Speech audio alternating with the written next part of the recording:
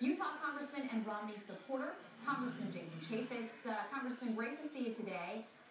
Let's start with that issue of Medicare. We know the president is planning to go hard after the Romney-Ryan ticket on that, talking about the added expense for future retirees. How will they best respond to that? Well, President Obama is finally playing defense on Medicare. The nation's coming awake to the fact that the President Obama's plan literally took more than $700 billion out of Medicare. They took it used it as a piggy bank to pay for Obamacare.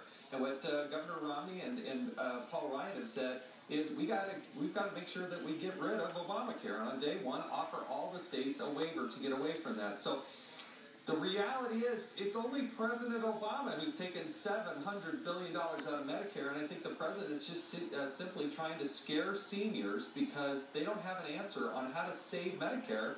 And Romney Ryan, they have a plan to actually save Medicare. That's the fundamental difference. But what do you think of the White House now releasing this new study showing that, by example, according to their numbers and the study they're citing, that somebody who would retire in 2030 would expect to pay an additional $125,000 in costs over their lifetime under a Romney-Ryan Medicare plan, things that would have to come out of pocket, according to this new study the White House is citing?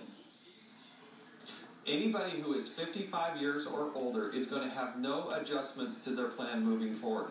And what Republicans are trying to do is make Medicare affordable and make sure that it's there for future generations. So this study has a lot of holes in it, particularly given the person who conducted this study and their ties to the Democratic Party. So the White House is going to have to get used to the fact that what they did is they took $700 billion out of Medicare to pay for Obamacare.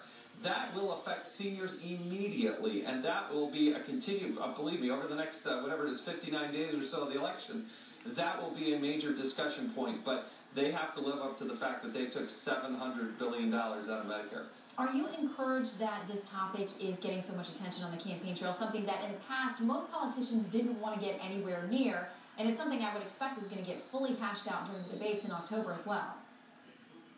It's so funny to me because I just heard the president's comments as you played them from the clip that we were showing, criticizing Mitt Romney and Paul Ryan as having no plan. The president's plan, articulated in a budget, was defeated in the Senate 99-0. It was defeated in the House 414-0. He had literally zero support for his plan. Not a single Democrat even voted for his plan. How bad is your budget if Nancy Pelosi won't even vote for it? So the president is walking on very shallow ground here. The reality is Mitt Romney and Paul Ryan have issued a 59-point plan. They've had great detail about how they want to move forward, approving the Keystone Pipeline. We could literally put thousands of people to work building and expanding that, immediately repealing Obamacare, engaging in tax reform. These are all things that are pro-growth. All right, I want to talk to you about another topic you've been involved in from the beginning, the investigation into Fast and Furious, the gun-walking operation that went wrong and led to the death at least of one Border Patrol agent on the U.S. side. We believe many others on the other side of the border in Mexico as well. Good news with the arrest of one of the suspects in Agent Terry's death. But this week we understand that the Inspector General within the DOJ was expected to have his report on Fast and Furious roll out. There's a hearing on the Hill. We understand that report may not be ready in time for him to testify. What do you make of that?